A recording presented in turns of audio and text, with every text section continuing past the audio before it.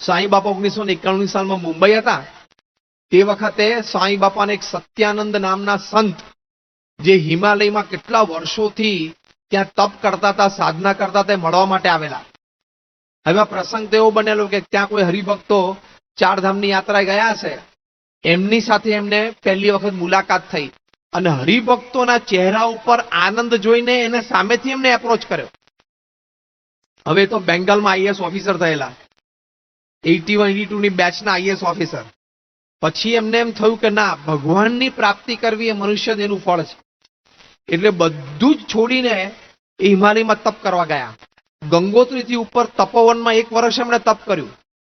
પછી 17 વર્ષ ગંગોત્રીમાં રહ્યા. Total 18 years in the Himalayas. 18 વર્ષ હિમાલયમાં. અને સાધના એમને બાપા પાસે વાત કરેલી. રિપોર્ટમાં લગભગ 2 પાના ભરી નાખવા પ્રસંગ લખાયેલો છે. એ સાધના વાંચે તો આપણને થાય આપણાથી આનું 1% થાય નહીં. પહેલું, 18 વર્ષથી એમણે અગ્નિ જોઈ નથી. 18 વર્ષથી રાંધેલું અન્ન ખાધું નથી. 18 વર્ષથી ફક્ત ફળ ફૂલ જ ખાવાના, સિઝનલ જે ત્યાં થાય જંગલોમાં. 18 વર્ષથી ગંગા સ્નાન. પછી રોજ 2 કલાક સવારે ભગવાન કૃષ્ણની રાસલીલાનું ધ્યાન, રાસ પંચાધ્યાયનું ધ્યાન. રોજ 50,000 ઓમ શ્રી કૃષ્ણાય નમઃ એ મંત્રનો જાપ. ઓમ શ્રી કૃષ્ણાય નમઃ, ઓમ શ્રી કૃષ્ણાય નમઃ. 50,000 જાપ. આપણે પૂજામાં 5 માળા ફેરવવાની અને 4થી માળા પહોંચે ને ત્યાં તો અંદરથી અવાજ આવે, ઉભો થા, ઉભો થા.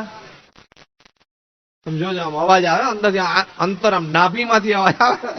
ડોક્ટર સાહેબ અવાજ આવે, આપણે બીજી રીતે આવે આમ આમ. એટલે આપણે કેમ અવાજ આવે કે બહુ થયું, ભાઈ આવે, બહુ બેઠો, ઉભો થા, ઉભો થા. અને આમ તપની માળા ફેરવતા હોય, આમ એક પગ આમ નીલકંઠવણીની સ્મૃતિ સાથે, તો અડધી માળા ફરે ને બીજો અવાજ આવે, પ્રદક્ષિણા ફર, પ્રદક્ષિણા ફર, પ્રદક્ષિણા ફર. એવું થઈ જાય. 50,000 એટલે રોજની 500 માળા થઈ. ઓમ શ્રી કૃષ્ણાય નમઃ એ કરવાનું. એક જ વસ્ત્ર પહેરવાનું.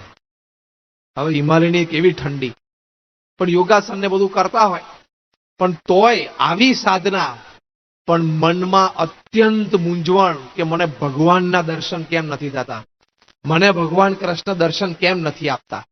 એટલે 18 વર્ષ પછી પહેલી વખત મૌન તોડ્યું. 18 વર્ષ મૌન. હરિભક્તોને જો નજીક આવે કે તમારા ચહેરા ઉપર મને આનંદ દેખાય છે, તો હરિભક્તે કીધું કે અમને ભગવાનની પ્રાપ્તિ થઈ. શું વાત કરો છો?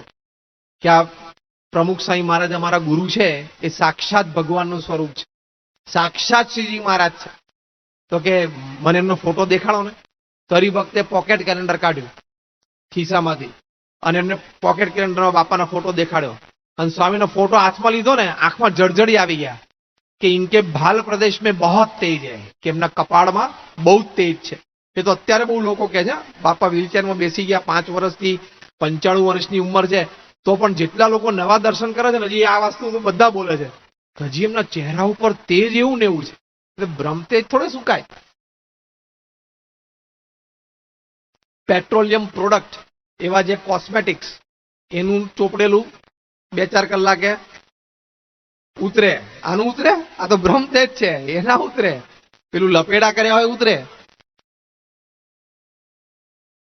તો એમને કીધું મારે એમના દર્શન કરવા. ક્યાં છે? તો કે મુંબઈ છે. તો કે મારે જવું છે. બાકી એમને આજીવન નિયમ લીધેલો કે હિમાલય છોડવું નહીં. પ્રમુખ સ્વામી મહારાજના પોકેટ કેલેન્ડરમાં દર્શન કેમ થયું કે આમને મારે મળવું જોઈએ. એમની આંખો એમ કે છે કે એમને ભગવાનનો સાક્ષાત્કાર છે. અને મુંબઈ આવ્યા, અને મુંબઈ આવીને દાદર મંદિરે 5મા માળે સ્વામી બાપાને મળ્યા. અને સ્વામી બાપાને કીધું મારે એકલા મળવું છે. અને બાપાને આ બધી સાધનાની વાત કરી. પછી સ્વામી બાપાને એમને કીધું કે તમારી આંખો જોઈને મને એમ પ્રતીતિ આવે છે કે તમને ભગવાનનો સાક્ષાત્કાર છે. તમે જેમ અમને જોવો છો ને એમ તમે ભગવાનને જોયા છે. સાચી વાત. હવે આવા ઉત્તમ મુમુક્ષુ હતા સત્યાનંદજી, અને આવી વાત એમણે કરી. બાપાએ તરત હા પાડી. સ્વામી કે હા. તો કે સ્વામી મેં આટલી સાધના કરી છે, મને ભગવાનના દર્શન થશે? સ્વામી કે થશે. કે બાપા ક્યારે થશે? કે સ્વામી બાબાએ કીધું કે તમે થોડી હજી સાધના કરો, ભગવાન તમને દર્શન આપશે. કે ના સ્વામીજી, આપ મારા માથા ઉપર હાથ મૂકીને કહો કે મને ભગવાન દર્શન આપશે. હવે મને પ્રતીતિ આવે છે કે મારી સાધના કરીને નહીં પણ તમારા આશીર્વાદથી દર્શન આપશે. પછી સાંઈ બાપા એમનો બહુ આગ્રહ હતો, એમને માથા ઉપર હાથ મૂક્યો અને કે સ્વામી મારી સાધનામાં કઈ ખોટ હોય તો બતાવો. સ્વામી કે કોઈ ખોટ નથી. તો કે મને કેમ હજી દર્શન નથી થતા, મારું મન કેમ મૂંઝાય છે? સ્વામી કે પૂર્વ જન્મનું ઘણું બધું હોય, અનંત જન્મ આપણે ધર્યા હોય, એના અનંત કર્મો બધા સત્વગુણ રજોગુણ તમોગુણ પ્રધાનપણે થયા હોય એટલે મનમાં એવું રહેતું હોય, પણ તમે સાધના માર્ગ સાચો છે. તો કે ના સ્વામી મને ટૂંકમાં વહેલું પતે એવું કહો, કારણ કે મનુષ્ય દેહ તો 70-80 વર્ષનો છે, એટલે વહેલું પતે એવું કંઈક કરો. આને આ દેહ મારે ભગવાનના દર્શન કરવા છે. સ્વામી કે થશે, તમે ચિંતા ના કરતા. તો કે ના મને ટૂંકી સાધના બતાવો. તો સ્વામી આમ થોડી વાર વિચાર્યા. પૂજ્ય વિવેક સાગર સાંઈ બાજુમાં બેઠા હતા એટલે સ્વામી આમ જોયું બે બાજુ આમ, અને પેલી 3-in-1 મૂર્તિ અક્ષર પુરુષોત્તમ મહારાજની ઊભી મૂર્તિ, બાજુમાં પ્રમુખ સાંઈ મહારાજની બેઠી મૂર્તિ, એ જે 3-in-1 મૂર્તિ આપણે જે સંતો પધરામણીમાં એમાં આપણે હોય છે એ લઈને સાંઈ બાપા એમને આપી. સ્વામી કે લો આ મૂર્તિનું ધ્યાન કરજો. तो सत्यानंद जी के स्वामी जी इसमें तो 3 मूर्तियां हैं, इसमें से कौन सी मूर्ति का ध्यान करूं? એટલે વિવેક સાગર સાહેબ બાજુ બેઠા. વિવેક સાગર સાહેબ કે જો આ બેઠા છે ને, આ જો આ બેઠા અને આ બેઠા બે એક છે, એનું ધ્યાન કરજો. એટલે આ બંને જે ઉભા છે ને આ બેઠેલા છે ને એમાં આવી ગયા. વિવેક સાગર સાહેબ પ્રોપર નિરૂપણ કરી આપ્યું. એટલે પછી એને કીધું કે આ મૂર્તિ, કે હા બસ મેં વો ધ્યાન કरूंगा. તો સ્વામી બિચારા બોલતા રહ્યા. સ્વામી કે ના મહારાજનું આપણે કરવું, પણ બાપા એવું બોલ્યા 2-3 વાક્ય વચ્ચે, પણ વિવેક સાગર સ્વામી એકદમ પાવરફુલી બોલી ગયા કે આ ધ્યાન કરું મૂર્તિનું. અને એટલે એમને સંતોષ થયો ને, ઉભા થતા બાપાને પંચાંગ પ્રણામ કર્યા અને બાપાને કહ્યું કે સ્વામી મને ભગવાનના દર્શન થશે? આપ એકવાર કહો કે થશે. સ્વામી કે થશે, ચોક્કસ થશે. અને એટલા પરિતૃપ્ત થઈને બાપા પાસેથી ગયા. આટલી બધી સાધના કરી તો પણ ભગવાન મળશે કે નહીં એ શંકા. અને આપણે બાળ મંડળનો નાનો બાળક શું બોલતો હોય, આપણે તો અક્ષરધામમાં જવું છે એવો એક સંકલ્પ રાખવો. બોલો, આપણા બાળકોને ભગવાન મળ્યા છે એની પ્રતીતિ છે. આ પૂર્ણ પુરુષોત્તમ નારાયણનો પ્રભાવ છે, આ એમનું ઐશ્વર્ય છે, એમનો પ્રતાપ છે. અને સ્વામી બાપા જયારે એમને કીધું તમને ભગવાનના દર્શન થશે, એટલો બધો આનંદ એમને થયો, એટલા બધા તૃપ્ત થઈ ગયા કે મને ભગવાન મળ્યા ને એવો મને આનંદ થયો. અને પાછા તો હિમાલયમાં ગયા. તો આપણામાંથી તો ક્યાં આપણે એવી કોઈ સાધના કરી છે? આપણે કે દોડે દિવસે ફાનસ લઈને ભગવાન અને સંતને શોધવા ગયેલા? આપણે તો ભગવાન એમને શોધી કાઢે. કેટલી મોટી આપણી કૃપા. પરમ પૂજ્ય ડોક્ટર સ્વામી આપણને બહુ સરસ એક વાત કહે છે કે વી આર ચોઝન વન્સ. આપણે કોણ છીએ? ચોઝન વન્સ છે, સિલેક્ટેડ છીએ. આપણે એમની કૃપા કરી છે ને લીધા છે. બાપા એક વખત ગોંડલમાં સંતોની સભામાં બોલેલા. સ્વામીએ કહ્યું કે સત્સંગ તો મોટા પુરુષની દ્રષ્ટિથી વધે છે, આપણે આપણો પ્રયત્ન કરો, પણ એમની દ્રષ્ટિ કોને સત્સંગમાં લેવા અને રાખવા એ મોટા પુરુષની મરજી ઉપર છે. આવું એક વાત બોલેલા સ્વામી, આશીર્વાદમાં બોલેલા. તો આપણને લીધા સત્સંગમાં આટલી ઉપર કેટલી મોટી કૃપા કહેવાય. તો આમાંથી કોઈ આપણે સાધના સત્યાનંદજી જેવી અથવા એવી તો નહીં, પણ એનું 1% સાધના પણ આપણે કોઈએ કરી છે? હમણાં શિયાળો શરૂ થશે એટલે આપણે ટોપી સેટ નહીં ચડાવી દઈએ? કોઈ સાધના આપણે કોઈ કરી નથી, પણ છતાં આપણને મળ્યા એ બહુ જ એમની મોટી કૃપા. ભલે આપણે એમ કહીએ છીએ કે મારા અનંત જન્મના ભાગ્ય હોય ત્યારે ભગવાનને સંત મળે, એ વાત કદાચ સાચી હશે, પણ મુખ્ય તો એ વાત છે કે એમની કૃપા થઈને એટલે આપણને એમને સંબંધ આપ્યો. એમની કૃપા થઈને ત્યારે એમને આપણને સંબંધ આપ્યો. બાકી એ સંબંધ કેવી રીતે થાય આપણને? તમારે કાઉન્સિલર જોડે સંબંધ નથી થતો, કોર્પોરેટર જોડે, મિનિસ્ટર જોડે તો ક્યાંથી થાય, ચીફ મિનિસ્ટર જોડે તો ક્યાંથી થાય? પણ આ સંબંધ થઈ ગયો એ બહુ જ મોટી લાભ, બહુ જ મોટી વાત બની ગઈ, બહુ મોટો લાભ થઈ ગયો.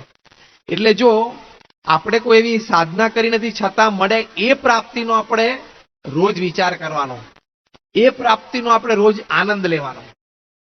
અને એ પ્રાપ્તિનો આનંદ લેતા લેતા આપણને પ્રતીતિ આવે, અને પ્રતીતિ આવે ત્યારે સર્વે સાધન પૂરા થાય. પ્રતીતિ આવે ત્યારે સર્વે પ્રાપ્તિ થઈ રહી. પ્રતીતિનો રણકાર આવે ત્યારે છતીદેહ અક્ષરધામનું સુખ આવે, જે આપણે લેવા માટે પ્રયત્નશીલ છીએ. ભગવાનના ધામની પ્રાપ્તિ આપણને ચોક્કસ થવાની છે દેહ પડ્યા પછી, પણ છતીદેહ આપણને અક્ષરધામની અનુભૂતિ થાય. આવા દિવ્ય સત્સંગમાં જે આપણે સદગુરુ સંતોના જીવનમાં જોઈએ છે, ઘણા વડીલ સંતોના જીવનમાં જોઈએ છે, ઘણા વડીલ હરિભક્તોના જીવનમાં જોઈએ છે. આપણે બધા એની માટે પ્રયત્નશીલ છીએ, પણ એ પ્રતીતિનો રણકાર, એ પ્રતીતિ આવીને બહુ પ્રયત્ન માંગી લે.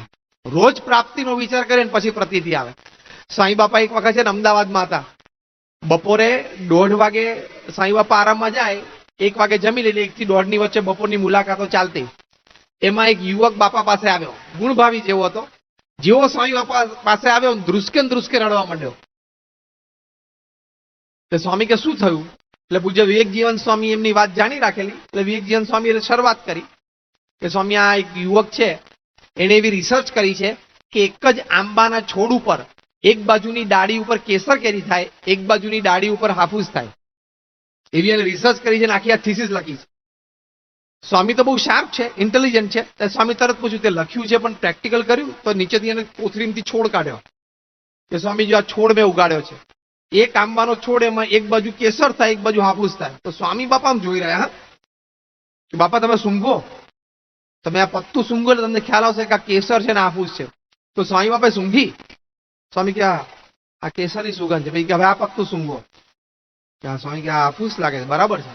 તો કે બાપા મેં આ રિસર્ચ કરી છે ને આવો છોડ ઉગાડ્યો છે. ખેતીને લાભ થાય કેટલો થાય એ પછીની વાત છે, પણ મારી આ રિસર્ચ છે, મેં આ સંશોધન કર્યું છે. સાંઈ કે તો પછી પ્રશ્ન શું છે? આ છે ને કે બાપા યુનિવર્સિટી વાળા હવે મારી આ થીસીસ સ્વીકારવા તૈયાર નથી. સ્વામી કે તમે શરૂઆત કરી ત્યારે નોંધાયું નહોતું? કારણ કે રિસર્ચ શરૂ કરો ત્યારે તમારે એડમિનિસ્ટ્રેશન એટલે ત્યાં એડમિનિસ્ટ્રેશનમાં નોંધાવવું તો પડે ને, રજીસ્ટર તો કરાવવું પડે ને. એટલે સ્વામી એ ભાષામાં બોલ્યા. સાંઈ કે તમે નોંધાયું નહોતું? તો સાંઈ કે નોંધાયું હતું ને. ત્યારે એ લોકોને એમ હશે કે થાય કે ના થાય ખબર નહીં, પણ આ થયું. હવે એ લોકો સ્વીકારવા તૈયાર નથી. સ્વામી કે આ છોડ સૂંઘાડો ને બધાને, 2 પત્તા અમને સૂંઘાડે એમ કે સ્વામી એ કર્યું. સ્વામી કે તો શું કહે છે? તો કે બાપા એ લોકો એમ કહે છે કે તું કંઈક ચોટાડી લાવ્યો છો, આ બાજુ એક પત્તું ચોટાડ્યું ને આ બધું ચોટાડ્યું છે. સ્વામી કે પણ તેને કોણ કે 2 દિવસ તમે રાખો, ચોટાડેલું હોય તો કરમાઈ જાય ને. સ્વામી બાપા એને બધું શીખવાડતા હતા. સાંઈ કહેવાય કે તું કે ને સાહેબ ને કે તમે આ રાખો છોડ 2 દિવસ ઓફિસમાં, પાણી પાજો રોજ, ચોટાડેલું હોય તો કરમાઈ જાય, અને ના કરમાય પછી આપણે આગળ વાત કરશું. કે બાપા એ કઈ જોયું? તો સ્વામી કે એ લોકોએ શું કીધું? તો કે સ્વામી એ લોકો સ્વીકારવા જ તૈયાર નથી, એ લોકો માનવા જ તૈયાર નથી, એ લોકો કે તારું બધું ખોટું જ છે. આટલું બોલે ને તો સ્વામી હસવા માંડ્યા. તો પેલા આશ્ચર્ય થયું, હું રડતા રડતા મારી રજૂઆત કરું છું, સ્વામી કેમ હસે છે? સ્વામી કે ધીમેથી આમ આગળ આવીને સ્વામી કે મારું તારી જેવું જ છે. તો પેલા આશ્ચર્યથી જોઈ રહ્યા. સ્વામી કે કેમ? સ્વામી કે અમે કહીએ છીએ ને કે ભગવાન સાક્ષાત પૃથ્વી ઉપર પધાર્યા અને જોગી મહારાજ સાક્ષાત ભગવાનનું સ્વરૂપ છે. એ લોકોને એમ લાગે છે કે આખી ચોટાડીને વાતો કરે છે, ભેગી કરેલી આ છે નહીં. કે પ્રતીતિ, બિલીફ એ આપીને એ બહુ જ અઘરી છે. માનવું અને સમજવું એ બહુ ફેર છે. એટલે કે માનવું અને પ્રતીતિ 100% conviction in your language. You will understand the word conviction better than pratiti. Conviction M, you are convinced કે આ ભગવાન જ છે, સાક્ષાત શ્રીજી મહારાજનું સ્વરૂપ છે પ્રમુખ સ્વામી મહારાજ. અને આ બધા જે લાભ એમના દર્શનના, એમના અલ્પ સંબંધના જે આપણે પહેલા જોયા, એ બધા મને થઈ રહ્યા છે, થયા છે, થવાના છે. એ જે માનવું ને એમાં જ આ સદગુરુ સંતો આટલા બધા લાભમાં છે ને, એ લોકોને મનાઈ ગયું તો 24 કલાક અંડર એની સર્કમસ્ટાન્સીસ કોઈ પણ પરિસ્થિતિમાં આનંદ છે. તો આ પ્રતીતિનો રણકાર, કે પ્રતીતિ આવે કે આ ભગવાન સાક્ષાત છે. તો આવા ઘણા બધા પ્રસંગો એની પરથી સ્વામી બાપાએ આપણને ઘણી વખત એવી સૂઝ આપી છે કે ભગવાન અને સંત એના વચનમાં, એના વર્તનમાં, એમની વિચારધારામાં, એમની મનની ભાવનાઓમાં બધામાં 100% પ્રતીતિ રાખવી.